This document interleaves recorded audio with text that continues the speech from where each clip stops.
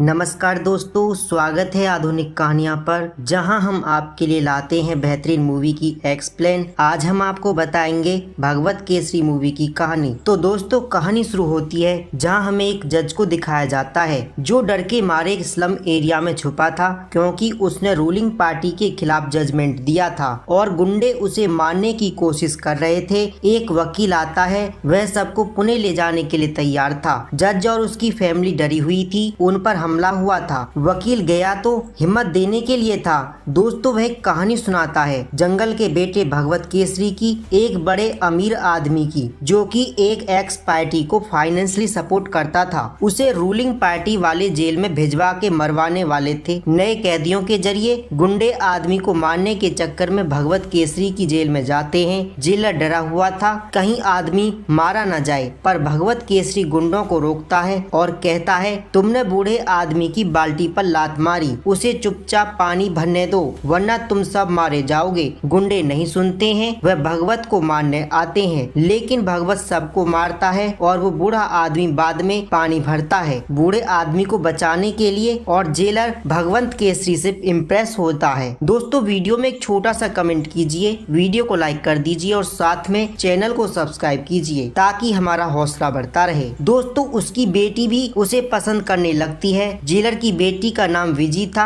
वह भगवत केसरी के साथ अच्छा टाइम व्यतीत करती है। भगवत को भी अच्छा लगता है। बाद में भगवत की माँ मरने वाली थी। वो लास्ट बार अपने बेटे को देखना चाहती थी, लेकिन पुलिस वाले परमिशन नहीं दे रहे थे और जेलर अपने रिस्क पर भगवत केसरी को उसकी माँ से मिलवाता है। भगवत खुश होता है और विजी उसे खाना देती है और वह कहती है, आज से मैं तुम्हारी माँ हूँ। भगवत को यह सुन के काफी अच्छा लगता है और जब काफी टाइम तक जेलर नहीं आता, भगवत पुलिस वाले से पूछता है और पुलिस वाला बताता है कि जेलर को सस्पेंड कर दिया है तुम्हें बाहर ले जाने की वजह से। उसने तुम्हें यह बात बताने से मना किया था और जेलर ने 15 अगस्त को कैदियों को छोड़ने भगवत केसरी का नाम भी दिया गया और भगवत केसरी जेल से छूटता है। वो जेलर से मिलने आता है और कहता है, अगर मुझे पता होता आप सस्पेंड हो तो मैं माँ से मिलने नहीं जाता। जेलर कहता है, मुझे माँ से बिछड़ने का दर्द पता है इसलिए किया। और जेलर बाहर जा रहा था, वह भगवत से उसकी बेटी का ख्याल रखने के लिए कहता है। भगवत केसरी मानता है, लेकिन जेलर का एक्सीडेंट होता है और बच्चों को बचाने की वजह से और वह मर जाता है। विजी को शौक लगता है, उसे डर के मारे पैनिक अटैक आता है। भगवत केसरी तो उसका ख्याल रखता है अपनी बेटी की तरह। उसे याद आता है जेलर ने बताया था कि उसकी वाइफ एयरफोर्स में थी, लेकिन फैमिली के लिए उसने जॉब छोड़ दी और विजी को जन्म देते ही वह मर गई थी। इसलिए जेलर अपनी बेटी को आर्मी ऑफिसर बनाना चाहता था और ऐसे ही विजी बड़ी होती है। भगवत केसरी के साथ खुशी से रह रही थी। दोस्तों, उसका एक बॉयफ्रेंड भी था, लेकिन एक दिन विजी एक पुलिस वाले की कार ठोक देती है गलती से। दोस्त की आंटी कंत्यानी आती है पुलिस स्टेशन में, वो लड़कियों को छोड़ने के लिए कहती है। पुलिस वाला अपने ऑफिसर के हाथ में नाखून लगवाता है कत्यानी का और उसे भी फंसा देता है। भगवत आता है गुस्से में, पुलिस वाला उसके सामने विजी से बदतमीजी करता है और उसे रात में शॉर्ट पहन के आने के लिए कहता है। भगवत उसके पेट पर आग लगा के चाय गर्म करता है और उसे डरा देता है और विजी को लेकर जाता है। कत्यानी की शादी नहीं हुई थी। वह भगवत को देखते ही उसे प्यार करने लगती है। हमें मूवी का विलन राहुल दिखता है, जिसका एक पैर नहीं था। मिनिस्टर सीएम आते हैं उसके पास, क्योंकि गवर्नमेंट ऑफिसर को पता चल गया था कि पोर्ट में वो